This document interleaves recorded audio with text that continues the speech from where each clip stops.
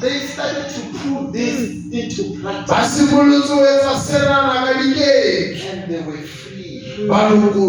The Bible tells us that chains were broken. Doors were open. Do you want doors in your life to be open? Do you want chains in your life to be broken? Practice this. Practice the way. Practice the way. And you will have peace. Amen. Hallelujah.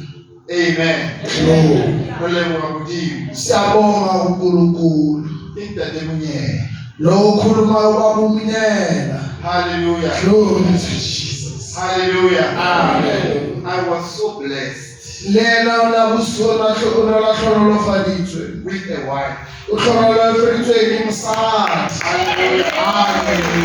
Hallelujah. Hallelujah. You know, when you come to God, you get peace. And I got peace. Peace of a wife. Amen. And I was also blessed with children. Amen. Hallelujah. Now that we know that where peace comes from, now that we know that we don't have to be worried, now that we know that we must worship the Lord, now that we know that our thought must be fixed on things that are true, I can introduce myself. And as much thank the opportunity that I was given. Amen. Hallelujah.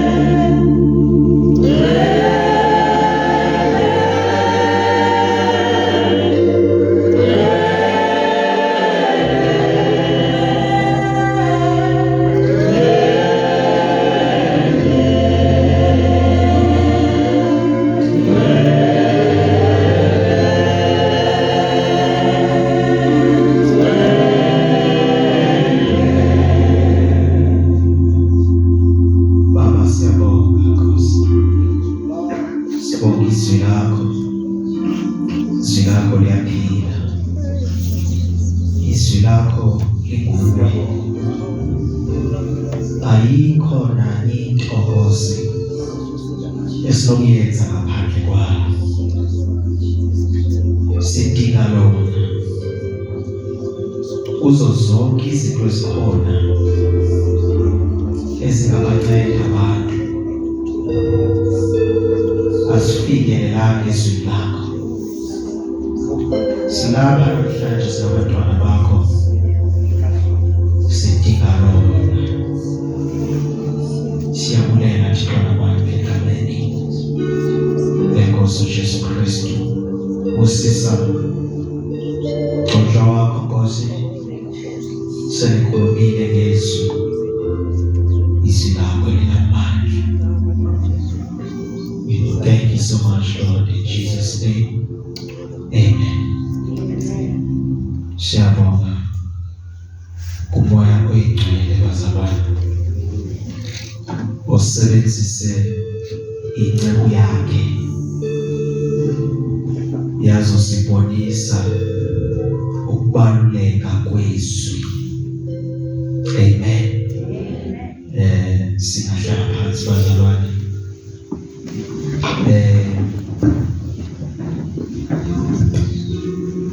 Nkulunkulu abusise Baba kakhulu egameni likaJesu. Phinde agalele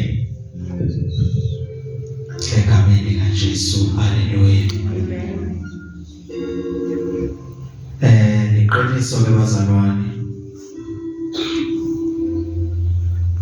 ukuba uza endlini kaThixo onale expectation onayo ngaphandle kwelizwi, uzoba disappointed. Amen. Ngoba abanye xa sawuthetha inyaniso bazalwane, abanye bafuna nje into kaThixo abamfuni. Anaxesha lelizwi lakhe mfuna nje umphilise kule nto. Amen. Thixo ayibone inhliziyo yakho. Amen. So mawuze endlini kaThixo, iyakho uThixo. Amen. Ufocuse kuye. Then deliverance yakho uzoyifumana. I-healing yakho uzoyifumana. But i-healing bazalwane kumele iqale enhliziyweni. Noma ungabekwa izandla bazalwane, izandla ziphilisa inhliziyo yakho. Ungaphila i-AIDS yakho usale nenhliziyo engcolileyo. Amen. Njengoba ndiyayazi abantu bazophila bazalwane, but inhliziyo yakho yiyo ingxaki.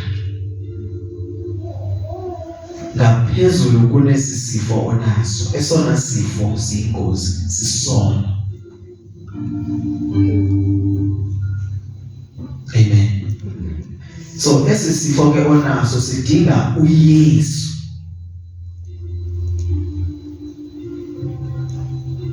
Haleluya. uYesu yena angene ngaphakathi enhliziyweni yakho, aphilise inhliziyo yakho before aphilise inyama yakho. Once uphile inyama ungekaphili ngaphakathi, uzoqhubeka ukhonze. And wasithapha uzalwa njalo.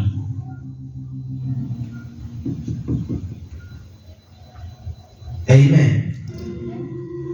Nakwezinye inkonzo nje eziyizwe bayaphila bazalwane nabo, but ingxaki ngaphakathi. So ke bazalwane, if siphila ubungcwele kumele inhliziyo zibe ngcwele. Asingcwele ngempahla. Le ndaba siyithathe kakhulu thina sayibeka le ndaba yoba if indinxiba kakuhle seko right, ayiphelele lapho le nto le. Kumele iqale enhliziyweni yakho. before wakuyoshisa impahla zakho. Shisa inhliziyo le yakho kuqala. Before wakuyoshisa ama-weave ne-wig, inhliziyo kuqala kumele itshe yona. Amen. Ngoba singagqoka amasudu sibayeke osikeni nje, kodwa basohlula abantu bangaphandle ngenhliziyo. Sesithi singcwele kodwa kufumaniseka ubungcwele bethu buhafu kodwa. Ungcwele kanjani kodwa uyakwazi ukulamba umzalwane wakho ukhona. Alambe nje. Amen. So kunento nje ekhile ngayo la enhlizweni yabazalwane. Ngale ndaba yalento yasezulwini nje, hlelo ile ndaba yento yasezulwini. Haleluya. Into yaphi bazalwane? Ezulwini. So lento yasezulwini ile ukuthi uqala ubona lo mzalwane ibe ngathi kudala wamazi. Amen. Uyaqala ubona namhlanje but kunento eyenzekayo apha kuni nobabili. Kubani mama? Kumariano? No, Mark. No, Elizabeth, yeah. Kabehlangana. Shukuma something la. Lelo yapha. Lelo yapha phezulu yenza uba lo athethe positive nalo uthetha positive. Kunento lapha kuwe Manuel. Nalo uthi kunento nalapha kuwe. Because bahlangene ngento yaphezulu ezulwini, and lento yasezulwini ayimixani nento ehlabathi. Awukwazi ukukhipha amanzi amabini ngomlomo oyi-one. Khipha positive njalo nje. Noma sombona lo mzalwane esize edakiwa phendle kaThixo yamazwi lo udala edakiwa akafuna ukuyeka utshwala but uhlezi ukhuluma positive lo mzalwane. Yasezulwini. Unobulumko ne-wisdom. Because ufuna naye incedakale lo muntu. Amen. Ndiyayithanda lento yabo bantu. Shukuma something la. So sikabazalwane kunento elapha phakathi. Uyindlu wena but kunomoya kaThixo. Ngokumbona emall lo muntu lo uthi udlulile manje uthi bheka lo uthi mawubheka la ibheke. Kukune niyazana but anazani. Andimazi lo muntu but lekweku nale phabu yamazi uphabisisana naye athi awumazi yile yasekhaya. Yile ukuthi ufika kwelibandla ufike ibe ngathi ingasekhaya manje kwelibandla because lento akhonde yahlukileyo. Angathi hayi into yamikawa ayakawa lento le. Ayiphumi ingqondo ikawa bazalwane. Because ngesasifika ukungcwele kodwa asivani sodwa. Omunye umzalwane akwazi uyangena inkonzo because ufunda isport. Ngoba usesandleni somuntu awukwazi esandleni sikaThixo. If kunomuntu ola omesabayo sozokwazi ukusebenzela uThixo. Before wenze anything khuluma noThixo hayi umfundisi wakho. Ngoba umfundisi wakho akhuluma enye into abe uThixo ethethe enye. Akuthi baba ovangela athi umfundisi hayi not manje. Abantu bayafa ngaphandle. Umfundisi uthi hayi shumayela ngaphakathi awuphumeli ngaphandle. The next thing is one of the pulpit la because anihambe neshumayela ngaphandle. Amen. So ngikudala ngesimemeza lento bazona si kule nkonzo if awulifuni ilizwi likaThixo angeke uphile mzalwane. Thatha ilizwi ulifake ngaphakathi kuwe. Then ufake ilizwi ngaphakathi kuwe ube lilizwi wena. iBhayibheli iphuma izongena kuwe ngaphakathi kweBhayibheli wena ehambayo. Yabona kumele sibe iBhayibheli ezihambayo bazalwane. Hallelujah. Ngithanda izwi bazalwane le peace. Sayidinga leyo peace. Because sisindisiwe. Kodwa ingqondo zethu sixakekile bazalwane. Omnye ngoke lapha. Kunzima ukuba athole deliverance because ingqondo yakhe igcwele nje. Abantwana bami, umfazi wami nami emsebenzini yiyo inzima leyo bazalwane. Ulapha kodwa ukho lapha. Ukule ndawo inhliziyo yakhe ekhona. If inhliziyo yakho ise-fridge endlini, then uphakathi e-fridge ngokulapha. If kune yogurt uyishiye lapha endlini, uphakathi upha e-fridge.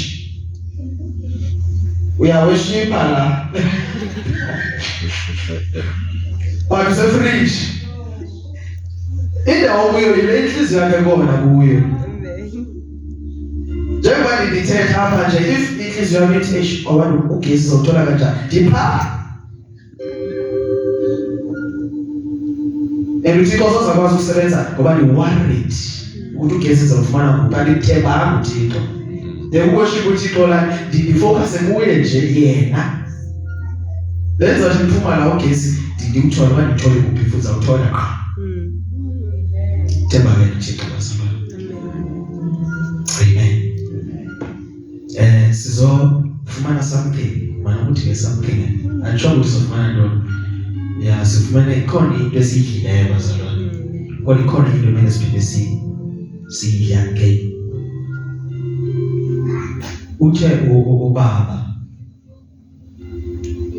uPaul and Silas badumise uThixo. Andiva kuthiwa babethandaza mina. Amen. Babethandaza bazalwane? So ukuthi ikhona into eyimfihlelo nge-praise and worship.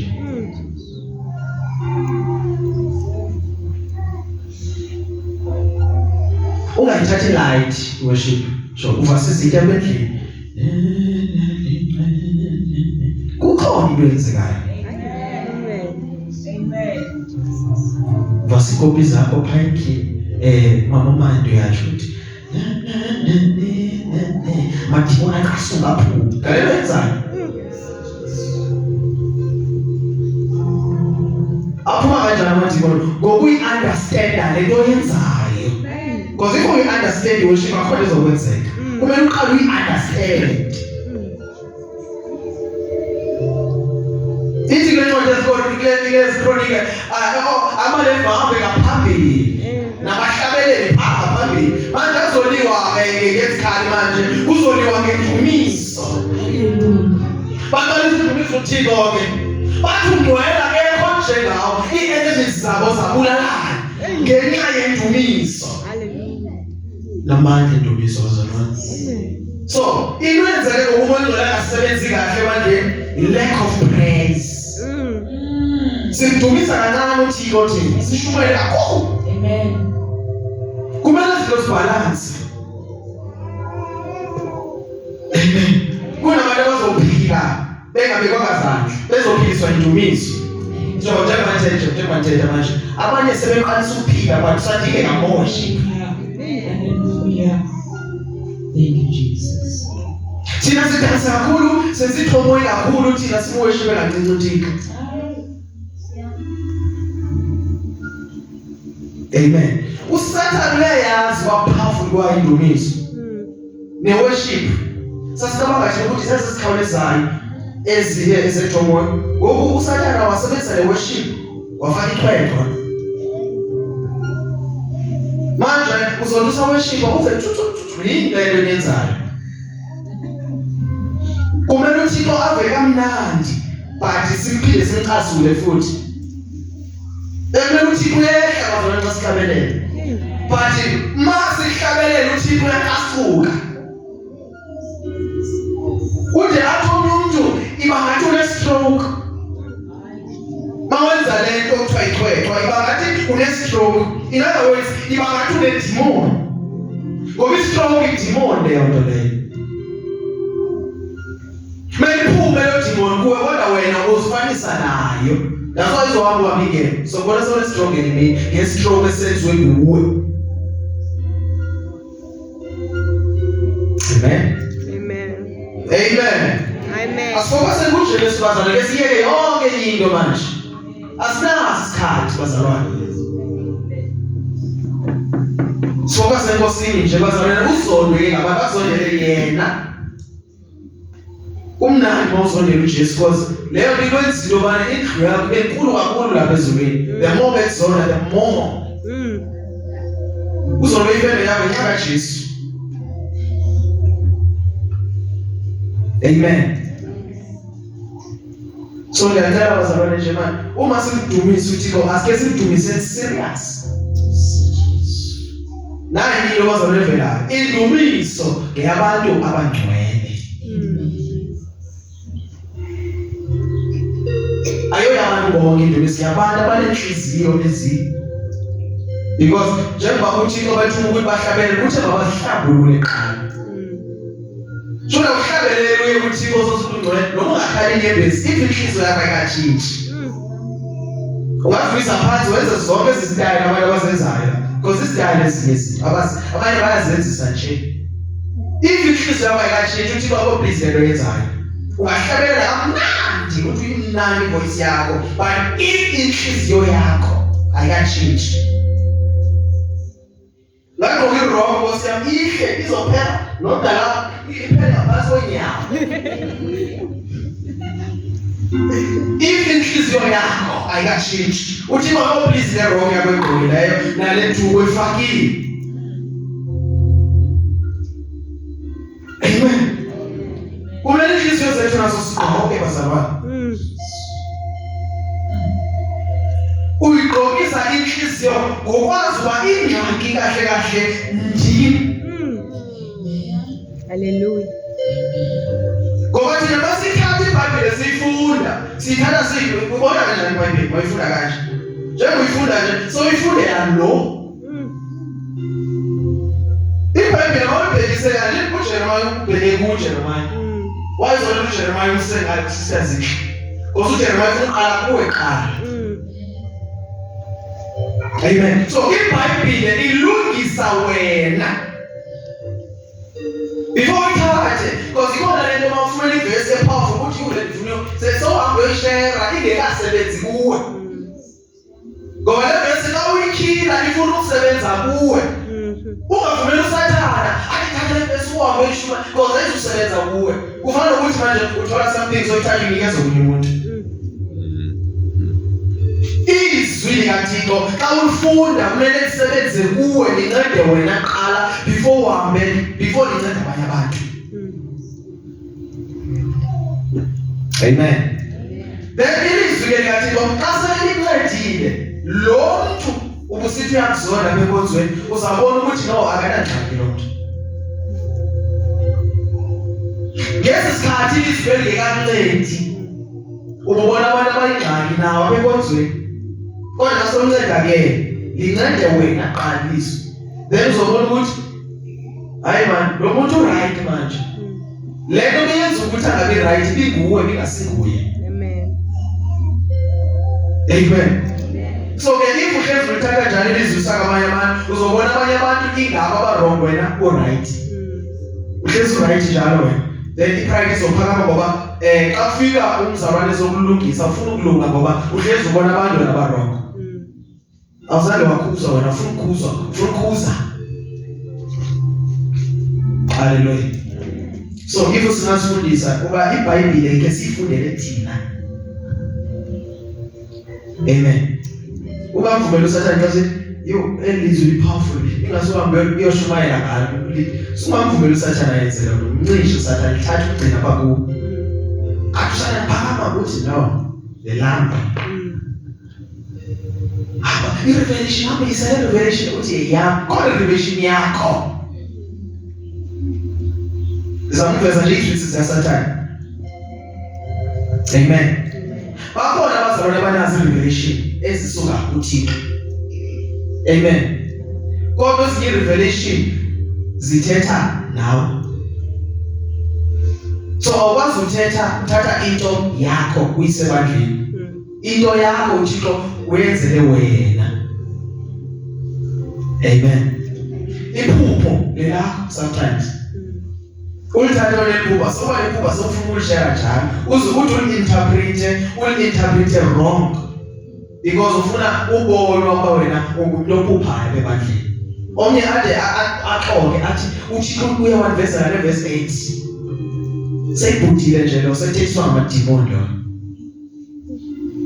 diphuphile nava ivoice sithi Jeremiah ntoni ibe ingekho leyo nto leyo uphuphile but ukhuluma enye into manje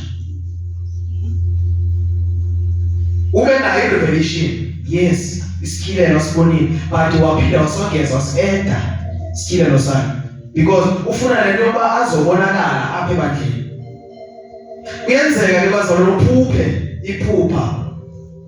iphupha lakho li-interpretwe ngumntu ezokhuluma la. Amen. So xa sele ke ngoku eliphupha li-interpretiwe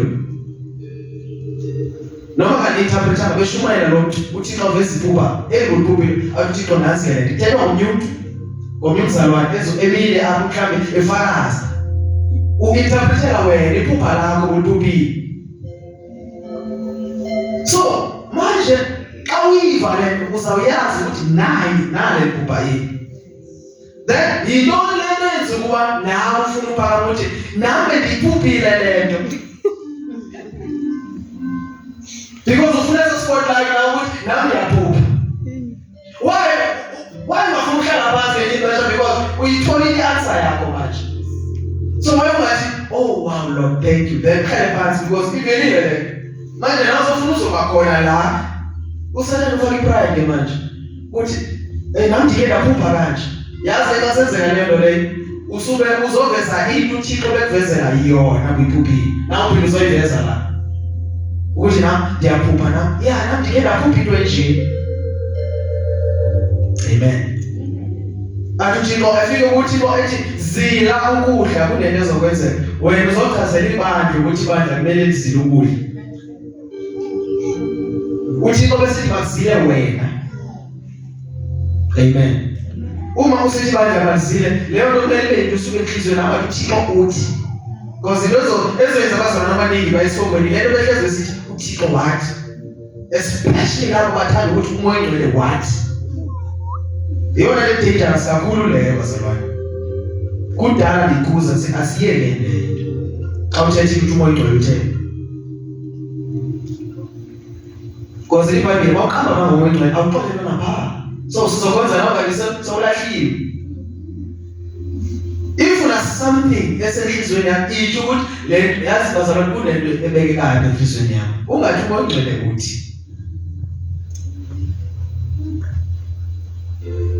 Umoya ongcwele ngivile bazalwane ukuthi kumele sizilele ukudla kune-war ezayo ntontoni or kuna something ezayo. Ibe ingekho leyo nto leyo. And if ayikho uhambe emhlabeni uzozibona ngoku wena sewulahlwa lapho ufika pha uyalahlwa. Amen. Sesohlabelela bazalwane singahlabelela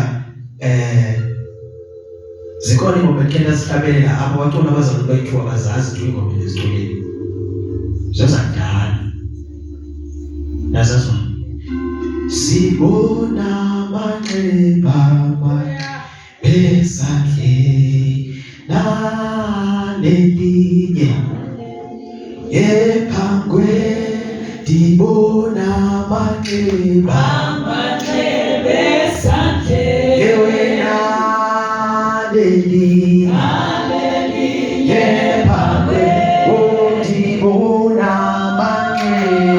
amanxeba esandleni nalelinye elinye ephangwe dibona amanxeba esandleni nalelinye elinye ephangwe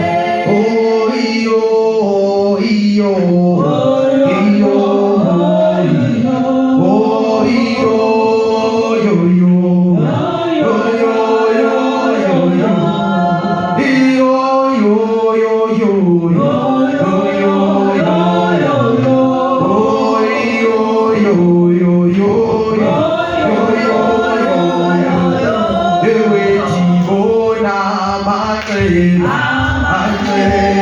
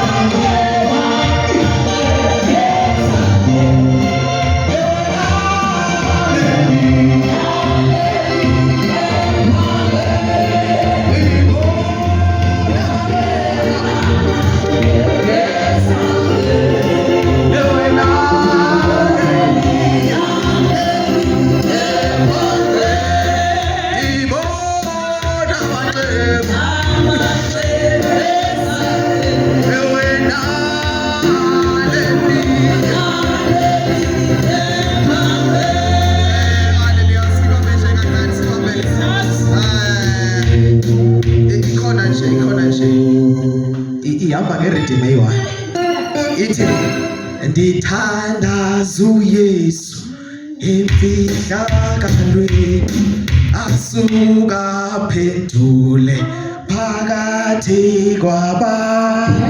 Ndithandaza uYesu emfihlakalweni asuka aphendule phakathi kwabantu. Ewe ndithandaza uYesu emfihlakalweni asuka aphendule phakathi kwabantu. Ndithandaza uYesu emfihlakalweni asuka aphendule phakathi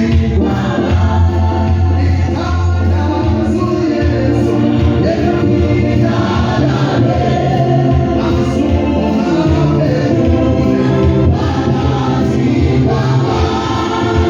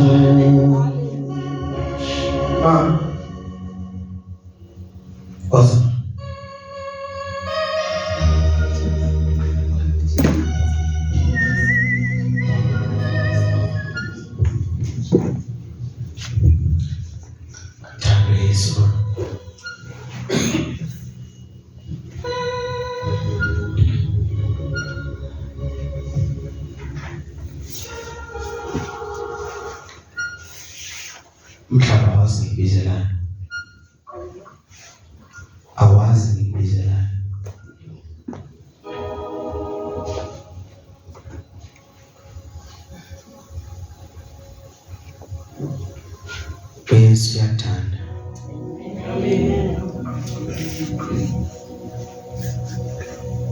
Nje ngalamazwi ngifuna ukwathetha. Yesu uyakuthanda.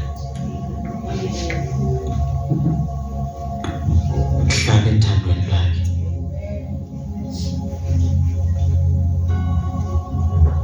Ungavumi.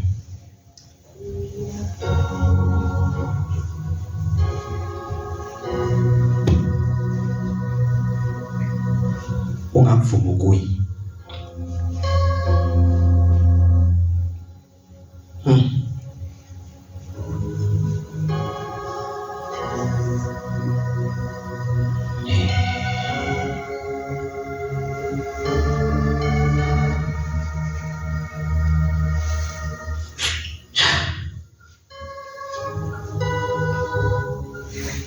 Ungavumi kuye nje.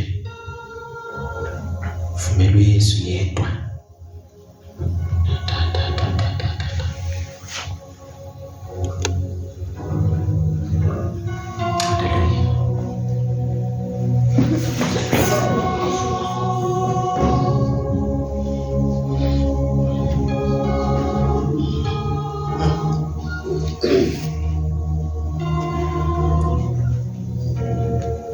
Konzo kaThixo le.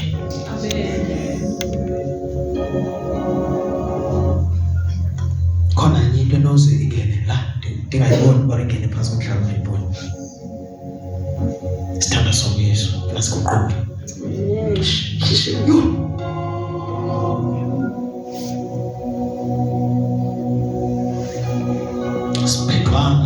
Siphethwanga ngabantu, siphethwe nguThixo.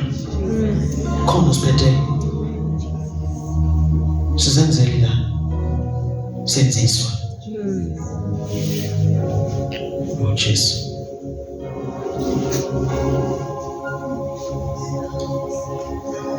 Akusekho nto manje edinga izandla zami nto manje. Sekele uThixo sebenze ubani. Bazalwane. Sivumela uThixo sebenze nje. Uma kunothixo Thixo ayifuna enye into bazalwane, ufuna yena nje. Amen. Kuze kukhuleka abantwana bakhe. Ufuna bonke sanonke. Ingazothandaza lo mthandazo ukuthi bangazi abantu abathile inkonzweni mabenze. Bazokhuleka ngaphakathi. Amen. Amen.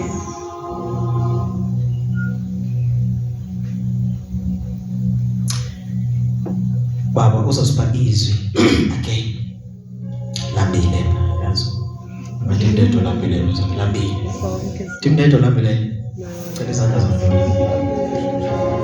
Not ukudla lokho ukudla okungenayo.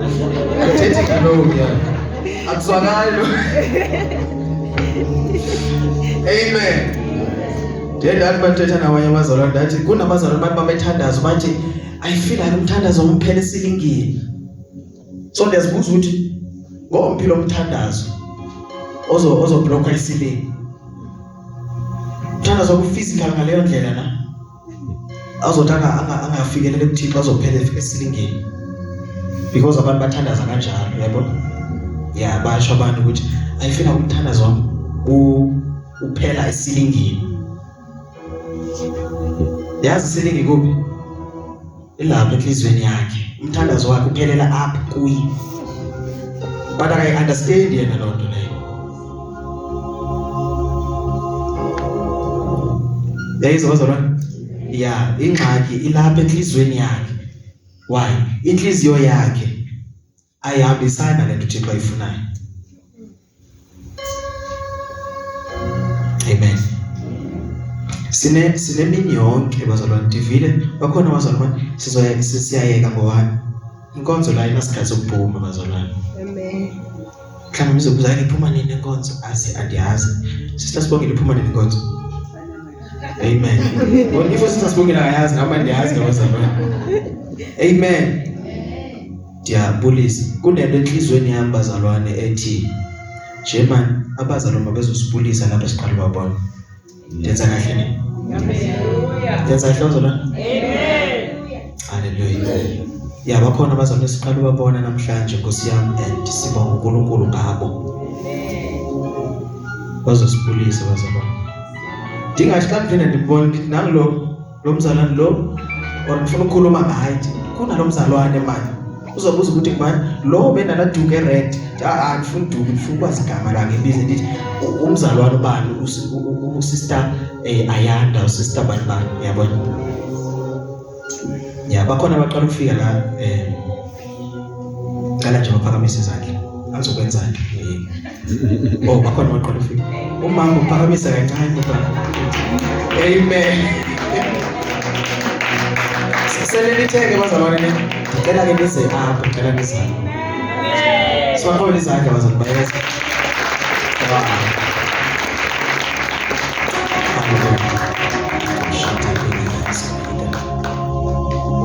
Jesus ngicela umsize nje umama asharishe beke isitulweni sakhe ngamanye kaJesu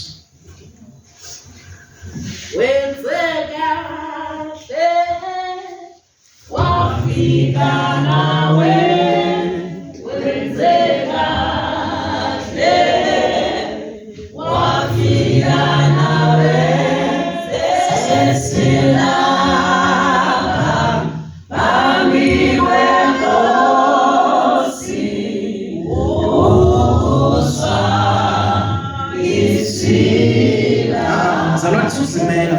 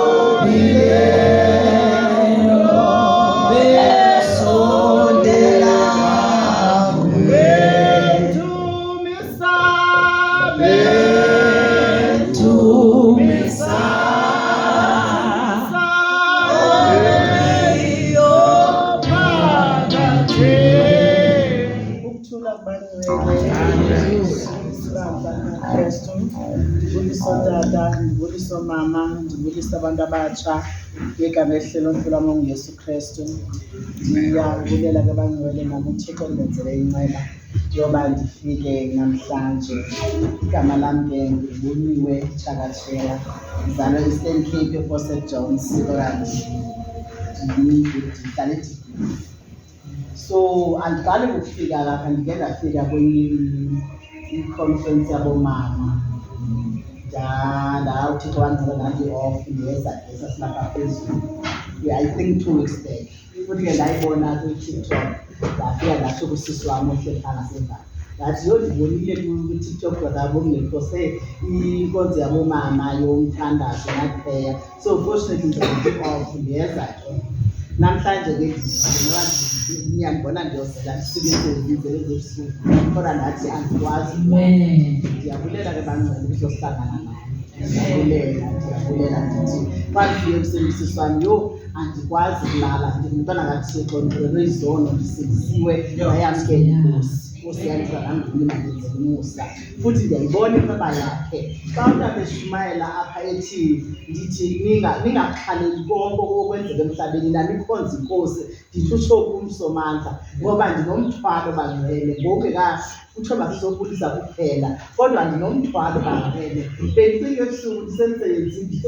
yandithi-ke ngoku bendisele iphara nomntwana wami ka-201 nomntwana wami wangena kwi-drugs I think ena 18 or 19 years nangoku akakaphumi kwi-drugs okubuhlungu kuye ke yena uyagwaza ngo-2024 wagwaza ibrother yakhe endala and uhlaba kule ndawo eyingozi wamhlaba ngasenhliziyweni kodwa uthixo wenza inceba kambonani waphinda ngoMatshi futhi nge-25 zikaMatshi ndandikhona nami seva kungcolwa kanti uyamhlaba futhi wamhlaba ngasentanyeni lapho ingozi khona bengambulala khona kodwa uthixo wanenzela inceba akafuna kuze imoto yasemoshwani nemoto yamapolisi izobopha omnye wamsindisa akavuka kodwa kuyi-inchi nje kancinci bafike emphefumulweni lo mntwana ke bangcwele akafuni mna ufuna ukubulala into angafuni yondini ngoba ngoJanuwari wangigibisela ngekomiti nephambi wafuna ngecawe ngecawe ndithetha nje ukuthi hayi mntwana xa ndikuthengele impahla kuhle ke ndikubona uziba enkonzweni wathi yeyi ungazondijwayela kabi mna qha nami ndafuna ukonyuka kuzido hayi bo unyusa ilizwi ulinyusa kubani kwabanye usisi wami wathi thula yathi ndithi ndiyathula wabezethatha ikomiti wayigibisela phantsi uba wayendibethe entle wayezondibulala kodwa ke uthixo omhlwane nje inceba wandifihla nangoku abangcwele nje izolo uqale sisiphithiphithi ngoba ngihlala nabantwana babafowethu nabonguni bami so akafuni la bantu abanamandla abazondivikela ukuthi angilimazi so izolo ke manje bendibuya khona enkonzweni umfumane isikhonza nayo so kulo ngumntanayo so besiye khona eKahlisi ku-Thursday so ndiyafona ukuthi akawukhawuleze ufike kubi uvele waphatha i-school driver lo muntu omdala ehlala naye endlini umntwana nje osihlobo wavele nje wathi nje lenjani ndizoyibulala ke namhlanje kanti ke ubuthayimile ethi uzomgwaza apha nge-school drive wavele wamqhola ngempama lo mfana wabe uyasinda ngaloo ndlela into alwa nayo nje ulwe nami namanje ndithi kuye yinto noyenzayo wathi yeyi nakufunda ongiphazamisayo endlini ethi kodwa nkosi yami uthi masithokoze kuwe Nkosini uthi masingazixhaleli ukhona uzosifalela khawundithwalele ngoba ndinalo ithemba bangcwele lokuthi ngenye imini uzoguquka nayo abona amandla enkosi esaphila emhlabeni uyile njele ngithi hayi ngiyomfundisa isifundo wabuya nje ive beyi-1 engathi ilungelo umthandazo yakuthanda hayi wathi esuka xa sicula siyothandaza vele aphume phandle alinde sigqibe angenabuyo wenza xa seqalile iglasi akafuni umthandazo xa siqala sicula uyavela aphuma ahambe ahlale mhlawumbe nabaphandle abuye ke ngoku selibuya seziqedile ukuthandaza okanye avela abuye nabanye njena omacala bakhala bethi uzogwaza naye lo mntana asendlini ehlala naye ehamba nomacala uba ndifuna sibulaye le nje asiyigqibe so lona kumfana ke akoyiki uqhola ngempama wena uwenzile ukusa apha so uthixo ndiyamcela kangcono ukuthi yeyi impi elibhekene nayo ukuthi ayabulela kancede enze uba naye ngenyinini ake abonge amandla kaThixo akabonge uThixo omnceda ngoba manje sendiyathi kodwa Nkosi yami lo mntwana ukugwazi okungaka ukuthathayo uhlala nenkunzi yombese ahlala nayo hlala nje nenkunzi yombese uvele uthi noma usekhishini wothuke ufuna uyowa kuba ngathi kuphuma umbese ngasemva kodwa kuThixo ndiyamazi uba ayikho into enqabelayo Nkosi izikelele ndiyamthanda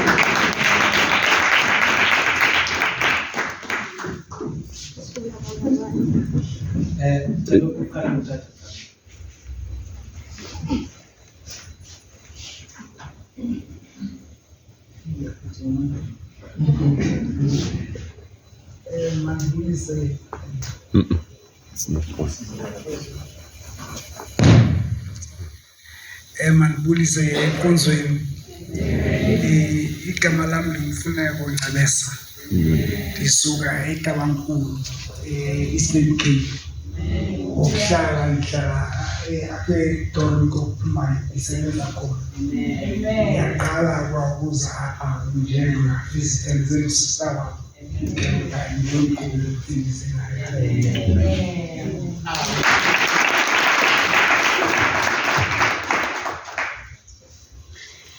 Magabongwe, magabongwe, magabongwe,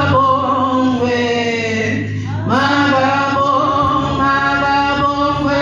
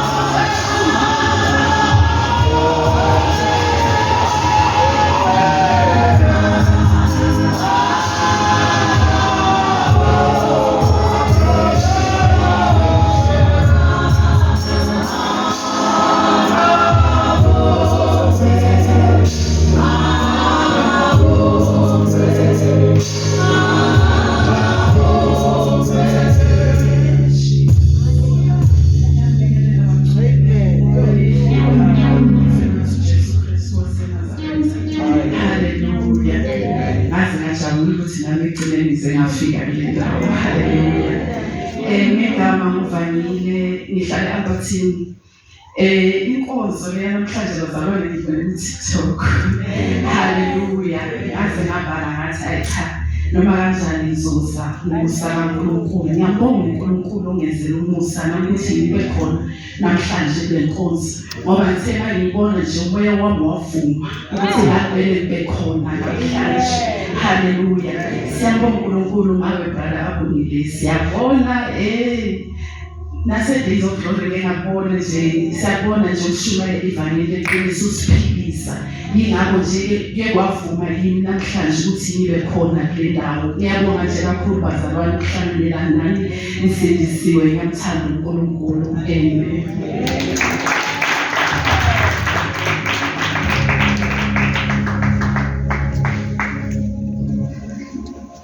Amen. Amen. Ngiyabingelela nonke igama likaJesu.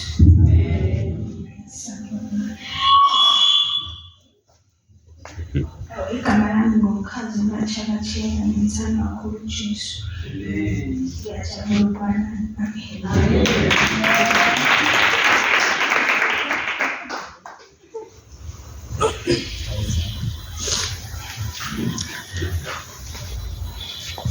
Amen.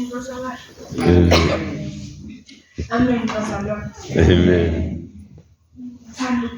Ngithanda ukubingelela babafundisi, umama, abantu abasha, ogogo, Sunday school. Amen. Igama lami nguNozipho Katshakatshela.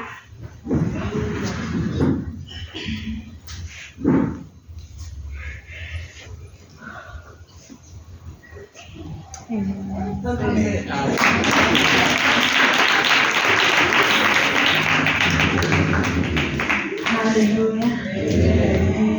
Ndiyabulisa kancane egameni likaYesu. Ndibulisa umntana womama wonke umuntu elabisa ngelithi igama likaYesu. Elange igama ndingu-Asemahle. Okubalulekile ukuthi kancane ndibone kuhle namhlanje ngizofellowship nani ngokuhlala engihlala ebeleka sesiblovu eSunnyvale.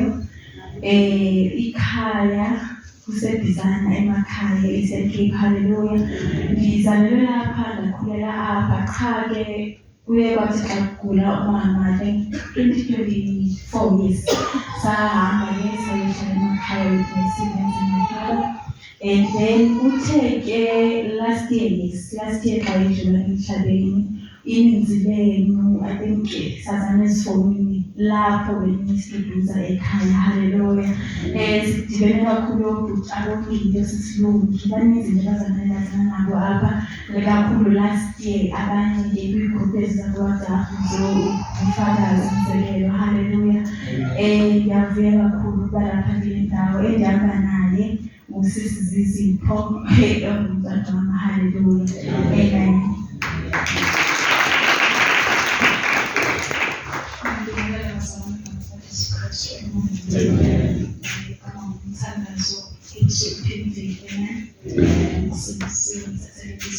Amen.